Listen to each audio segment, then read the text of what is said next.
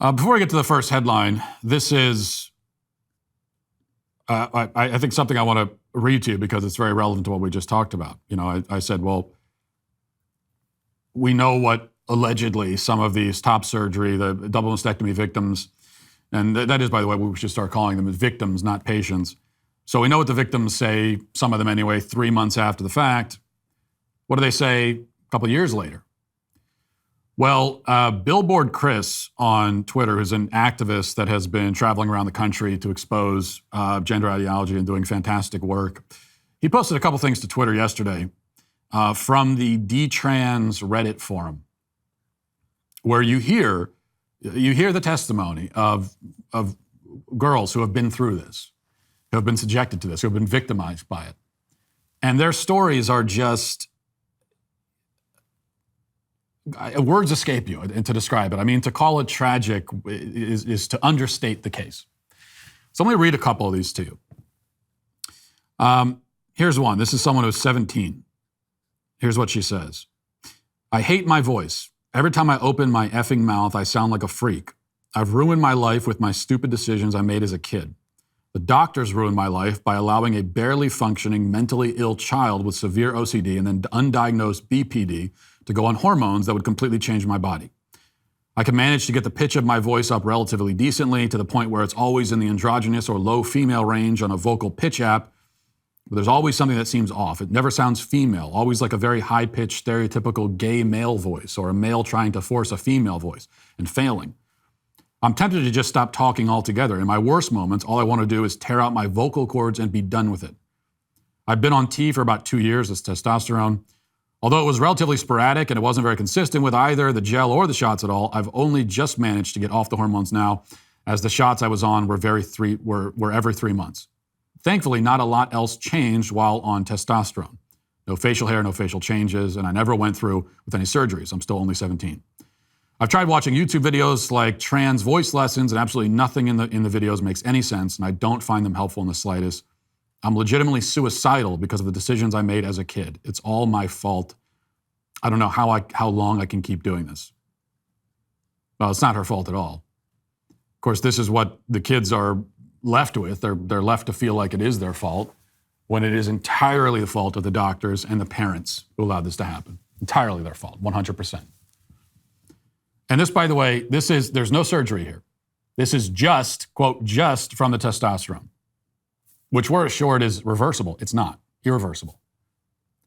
So this is what a child goes through after changing her voice. Now, what happens when they go further than that? This is another one. This is from another user on the Detrans Reddit forum. I'm a 17-year-old girl with a flat chest, a deep voice, a visible Adam's apple, and some facial hair. There's no reason for me to continue to live. I destroyed my life, and I feel like all I have is stupid for me to have. All the hope I have is stupid for me to have. I don't think any person will ever want to date me. Before all this, people were into me, but I destroyed that. Now, no one is ever going to like me.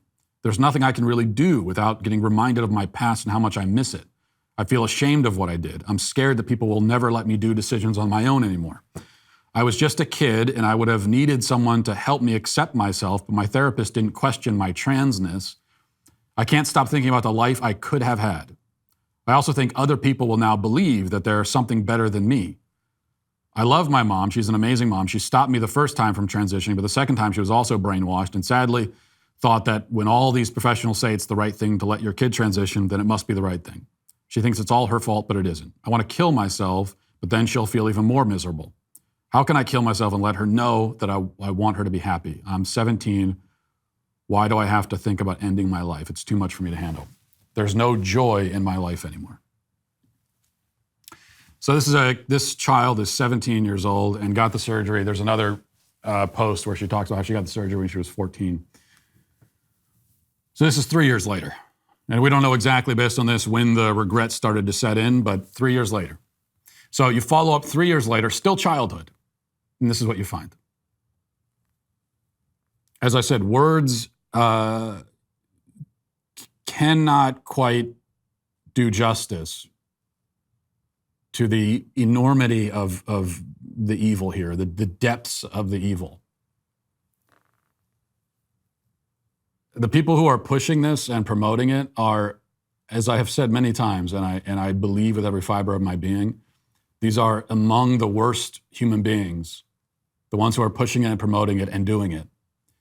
2 kids are among the worst human beings who have ever lived on the planet. I mean, they belong in the same category. The Nazi comparisons and all the rest of it are tired and overplayed, but they belong right in that category. In the category of the most monstrous demons to have ever walked the face of the earth. And there are a lot of other things that we talk about, in our society, a lot of other issues we deal with, other issues that I talk about all the time and that we'll talk about today on the show. But I can tell you right now, and I'm not going to be around to say I told you so, but history books in the future, like this is the only thing they're going to be worried about. With it. Our whole era of history in Western civilization will be defined by this. They will be writing books and history books focused almost entirely on this. Okay, it's like when history books talk about the 1860s in the United States. There are other things that happen besides the Civil War, but the Civil War is the only thing the history books are concerned about in the 1860s. Well, when the history books tell of the 2010s and the 2020s, this is what that chapter is going to be about. And there are going to be debates raging among historians for centuries to come, just trying to figure out, how could this have happened? They'll be baffled by it. Like, how could this have happened? How did anyone allow it to happen? And I'm living through it. I'm asking the same question. And that'll do it for today, for this portion of the show. Anyway, as we move over to the members block, hope to see you there. If not, Godspeed.